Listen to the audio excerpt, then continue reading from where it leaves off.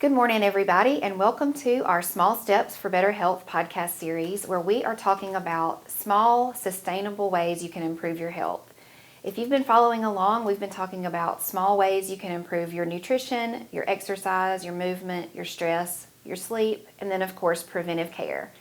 Today, we are going to talk about one part of preventive care, which is heart screenings. I'm joined today by Dr. Bertolet. Dr. Bertolet, thank you so much for your time today and your expertise. Would you please introduce yourself and tell us a little bit about who you are? Yeah, and thank you for the opportunity for being here today with all of you. I'm Barry Bertolet. I'm a cardiologist. I've been here in Tupelo for 27 years. I've been part of Cardiology Associates of North Mississippi and on staff at North Mississippi Medical Center for that time period, and am actively involved in prevention of heart disease, in treatment of heart failure, in putting stents in folks. And maybe some of you that are listening have put a stent in. Probably so. And we appreciate you being here. Awesome. Thank you so much. So let's set the stage and talk about why heart screening is important in our area. What does heart disease look like in North Mississippi? It is very interesting when we look, the Center of Disease Control has issued a heat map looking at the incidence of cardiovascular disease and the impact of that, meaning that who has a stroke, who has heart attack, and it is the hottest area is North Mississippi. And so if someone were to have a heart attack, if they were to die of a heart attack, if they were to have a stroke anywhere in the United States, it's more likely to be in our region than anywhere else. And I think that's really the big impact. So if we look broadly across at Mississippians, we're seeing that roughly about 40% of Mississippians will die because of a cardiovascular disease. And so that's if you take car accidents, all cancers combined, any other illness, 40% of all deaths are going to be related to cardiovascular disease. Wow. And with that kind of prevalence, that's why we have to pay attention to this disease process here. Literally, if this was an epidemic, we would be ground zero.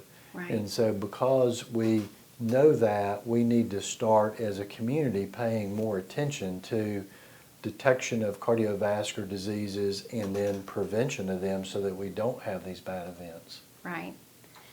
So before we really dive into heart screening, I want to talk about something you mentioned before we started recording. You told me that there are 4 things people can do that drastically reduce their risk. Will you tell us what those are? Yeah, it's very interesting when we look at studies that have been done, and a lot of times people think, oh, if I'm going to have to do prevention of all this, I'm going to have to make substantial changes, it's going to cost a lot of money, big things have to happen. But very interestingly, we saw that if we did 4 things, if we controlled our cholesterol, if we controlled our blood pressure, if we quit smoking, and if we achieved a normal weight, we could reduce cardiovascular illnesses by 85%, which would be huge for our state. Absolutely.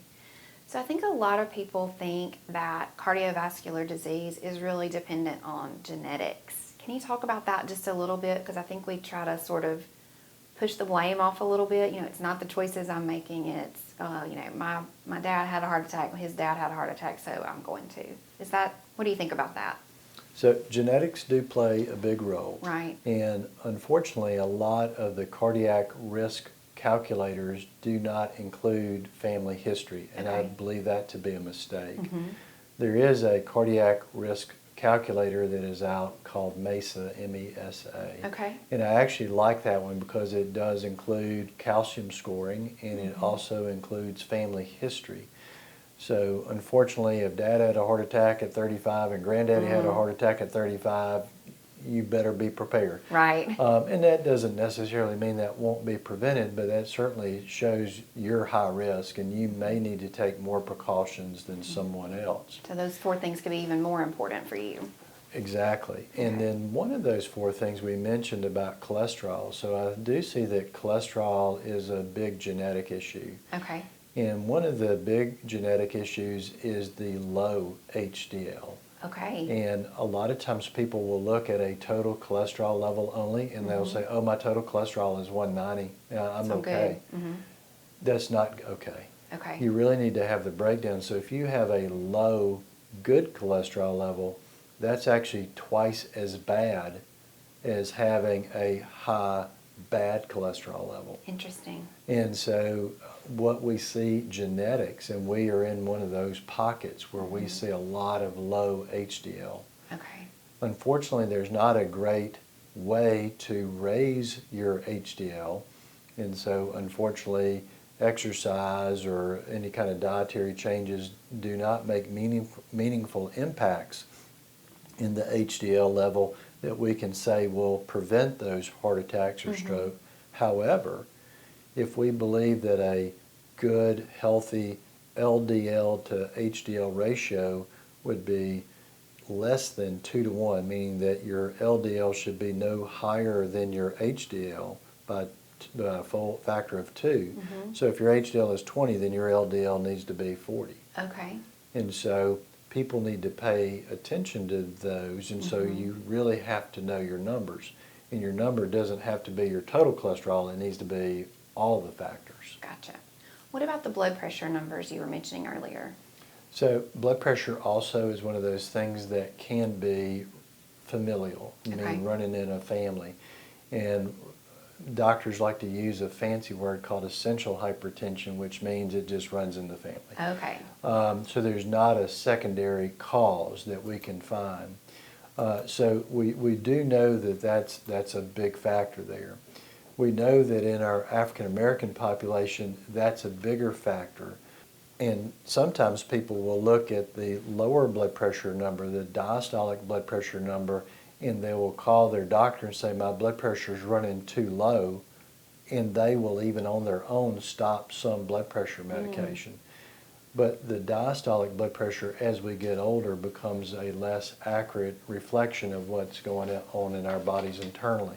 Okay. To the point where if somebody has high blood pressure, we want to prevent stroke, we want Right. to prevent heart attack. It's all about the top number, particularly as we get older and above the age of 50. So I tell my patients really just focus on the top number. The bottom number will somewhat track with that if you're a younger population. But if your top number is above 130, then we want to start making modifications. Okay. That doesn't always mean medications, Okay. but it may be lifestyle modifications. Maybe let's pay attention to how much salt that you have in your diet. Maybe eat less salty foods or drink less salty drinks. Maybe that's a little bit of weight loss. Maybe that's participating in an exercise program like walking on a regular basis. Those are simple things that a person can do to really modify their blood pressure. Okay. The thing that I believe is really important is that as people get these gastric sleeves and then people are using drugs like Wegovy and Zepbound for weight reduction, we can see that as they lose their weight, there can be substantial reductions in their blood pressures. Okay. Meaning that oftentimes they can come off of several blood pressure medicines. Right. So it really reinforces in a very dramatic way the power of just some simple weight loss. Right. Okay, well, let's get into heart screenings. So just start by telling us, what is a heart screening? What does it entail? We oftentimes are concerned about coronary artery disease, so blockage in your heart arteries, Okay. and that's what that means. And that seems to be a primary driver of what will subsequently cause abnormal heartbeats, heart failure, heart attacks, having chest discomfort we call angina. And the heart may also be a nice window to what else is happening in your body. So if we do see that there's plaque in the heart arteries, we may see that same plaque to be in your brain, in your legs, in your kidneys. And so if we treat vascular disease in one area of your body, we're treating vascular disease throughout the body. And so if I find plaque in your heart, me treating that plaque is helping everything else. And so part of our heart screening, we like to do our 3 tests. or we like to do an EKG. So an EKG looks at the rhythm or the electrical system of the heart. So we can say electrically, is everything working, or do we see an electrical abnormality? We do that lipid profile. Again, we do the complete lipid profile because, as we just mentioned, we want to see, do you have that low HDL? Do you have a high LDL? What about the triglyceride levels? Those are things that make a difference, and so we want to understand that. And then finally, there is a simple scan, like a chest x-ray. So when we do the calcium score, we will get a number, and that number can denote what your risk is for having a future event. If you are high risk, then we can take steps then to help prevent that event from occurring in you in the future. And the neat thing is, once we find heart disease, we now have methods to reverse it. So we can make it go away. It's not a forever disease. Wow. And so this early detection also may lead to early reversal. Wow. Which is a cool thing. That is cool. So what usually happens after a heart screening? If you turn up heart disease of some kind, what's the next step? When you come in for that evaluation, then it is looked at by two groups of physicians. Primarily, a cardiologist will review your EKG. They will review the calcium score itself of the heart. They will look at your lipid profile. And with that, we will give you some feedback. Hey, there are abnormalities and you need to see a cardiologist about. There are abnormalities that you need to see your primary care provider about. Or things look very good. In addition to that, we do have because we're taking a picture of the heart, we're taking a picture of the chest, we do have that picture of the chest reviewed by a radiologist.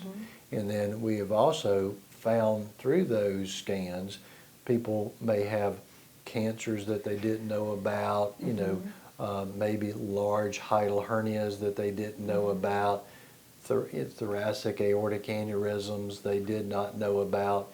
And so that early detection of a heart problem may be, hey, we just found breast cancer, or we just found lung cancer, or we found that you have a small aneurysm that you didn't know about, or look, you got a large hiatal hernia, that's going to cause you to have some problems.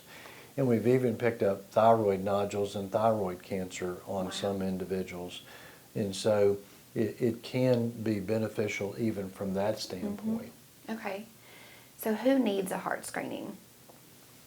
Well, if you live in Mississippi, probably everybody. But honestly, I think that if you are above the age of 35 in our state, it would be a great idea to get this done. Oh, wow, okay. And part of that is that we do see a lot of premature heart disease. Okay.